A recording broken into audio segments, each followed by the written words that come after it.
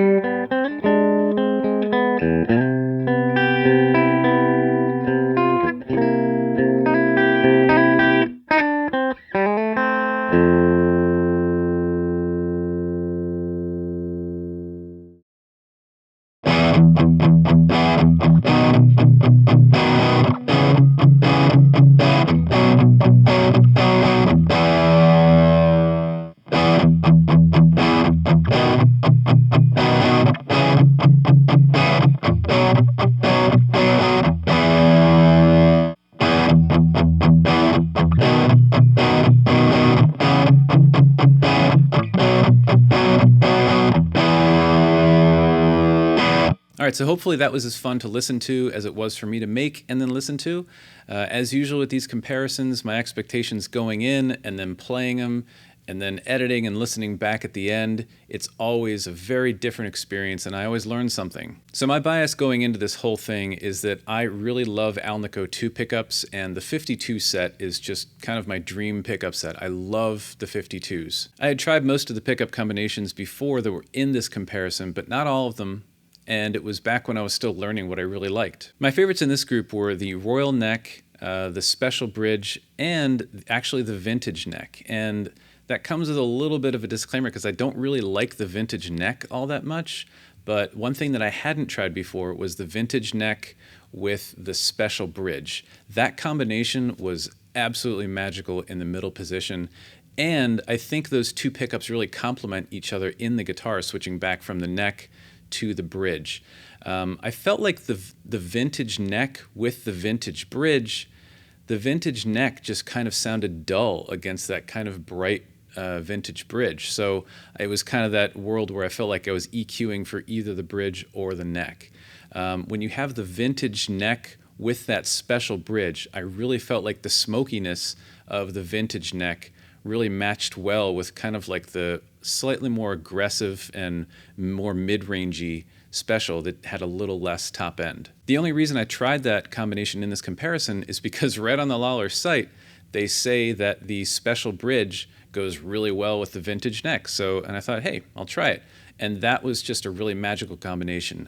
It's still, the vintage neck on its own wasn't my favorite. I really liked the Royal neck more than the vintage, and honestly I really like the special neck quite a bit. I really like playing it. Listening back, not quite as much. So if I had to do a Telecaster build with just these pickups in this comparison, I think I would probably go with the special bridge and the vintage neck, and I might just hold on to the Royal T in case I wanted to swap it out. There was a brightness and kind of like a very round but in-your-face kind of thing with the Royal that I think the Royal works really well with these pickups and with the ones I did in video 1. I think the Royal T is a little bit more versatile than the vintage neck, so if you're looking for a more versatile set, I would suggest the Royal T with the special. The special bridge with the special neck is really great. I mean, that's basically what Nash uses in their guitars, but I think a little bit hotter in the bridge, and I don't know if the neck is hotter as well, but it's a little bit different. But it's basically based on the special that Lollar makes. That pickup set, well, it sounds great, and it sounds very Telecaster for being kind of high output. It just didn't really jump out as being all that special to me, but yeah, it's a great set, but I would definitely trade out either the vintage neck or the Royal T in that set. As far as the J Street bridge is concerned, I think it works really well with the special neck. I was tempted to check out the Royal with the J Street, but I just kind of ran out of gas in changing out pickups. It was a lot of swapping for this, but the J Street bridge, while I really wanted to like it and it has its moments, it just felt a little stiff. I feel like the special bridge still has a little bit of give and a little bit of that sponginess that I like out of a Telecaster bridge. But when you get into the J Street, the mids really smooth out in a nice way, and it's a very balanced pickup, but it just felt kind of stiff to me. So keep a lookout on the channel for some blinded tests. I've been getting a few requests from viewers about that, and I think it'd be really fun. I might actually see if there's a way that I could blind myself, if I can get like a playlist and randomize them or something, and video the screen and not watch, and see if I can hear some of these differences blinded as well. All right, thanks so much for watching and for your comments and support. If you want to check out more that I have to offer, go to my Patreon page, and I have some extras from these videos up there, and I'll see if I can keep some cool content happening up there that I just don't have time or doesn't make sense to release on YouTube. Most of the stuff will be free up there, but if you want to support me, that option is there also. All right, I'll see you next time. Take care. Bye.